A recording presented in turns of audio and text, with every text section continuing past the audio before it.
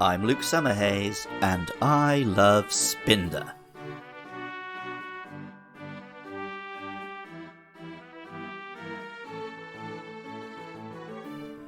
Giant pandas, a species of herbivorous bears unique to the mountains of China, are adorable animals, no doubt about that. I'm on the record many times over saying that bears are my favourite animals, and while pandas are dopey and kind of useless, that only makes them more adorable. Bear populations all over the world have been harmed by human interaction, but in the case of pandas they have been pushed into a truly vulnerable position, only kept alive by deliberate conservation efforts. The red panda is superficially similar to the giant panda, with its little face and similar spot-like markings. That being said, it's actually most closely related to animals like raccoons, and is somewhat less reliant on human assistance to stay alive.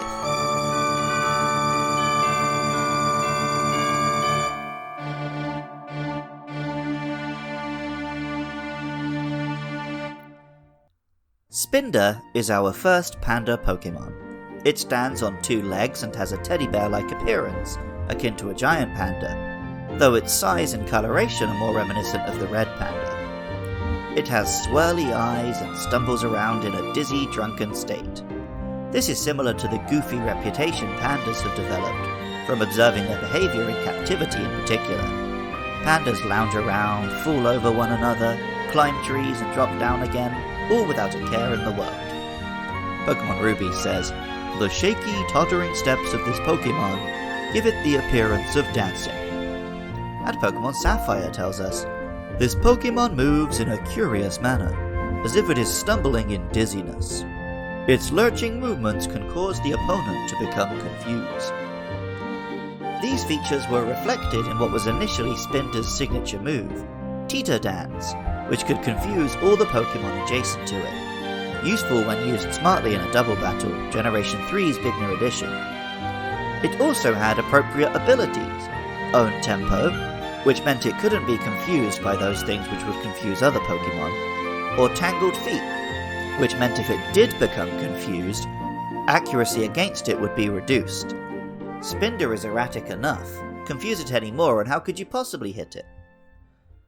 Spinda's animations and appearance in the anime all support this goofy comedy slapstick persona. The name Spinda combines spin and panda, while the Japanese name is Pachil, combining the patches on its fur and the way it is always reeling. Now, what's really interesting about Spinda, to players who took the slogan "Gotta catch 'em all" to heart, is the multitude of unique patterns the spots on its face can have. Pokemon Ruby tells us, all the Spinda that exist in the world are said to have utterly unique spot patterns. And Pokemon Sapphire tells us, no two Spinda are said to have identical spot patterns on their hides. Pokemon Heart Gold and Soul Silver even tell us, the chances of two Spinda having identical spot patterns is less than 1 in 4 billion. That number, 4 billion, seems awfully specific, doesn't it? Right, I'm very sorry, but I'm going to have to talk about something disgusting. If children are listening, maybe cover their ears as I say this dirty word. Maths. Nobody wants to think about it, but unfortunately, it's a natural part of life. My own mother is a maths teacher. Spinda's spots are determined by its personality value. This is a secret number assigned to all Pokemon when the game generates them. It's what determines all the random things like gender, ability, nature, IVs, and whether or not a Pokemon is shiny. As a 32-digit binary code, the personality value has 4,294,967,296 possible variations. In reality though, there aren't quite that many possible Spinda variations. When you take into account the limited number of pixels in Spinda's sprite, and the limited positions the spots can take on that sprite, throw in the spots overlapping or going outside of the sprite itself, and it comes down a little more. Nonetheless, the games can still theoretically produce more than 3 billion different Spinda variations, more than anyone could catch.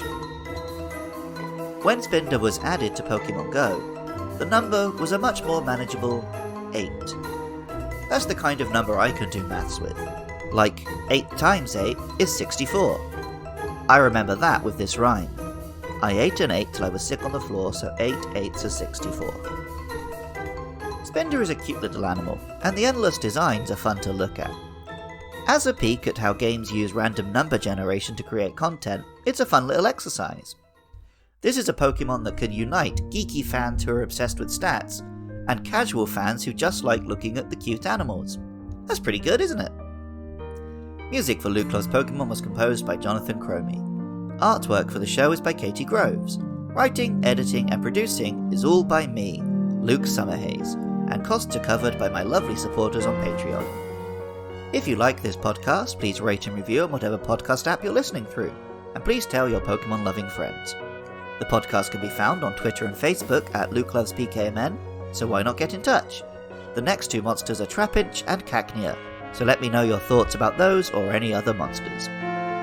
Lastly, as I mentioned, this podcast is supported by Patreon.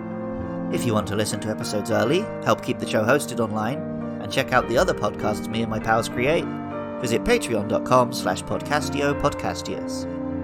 And even if you don't feel like doing any of that, thank you so much for listening.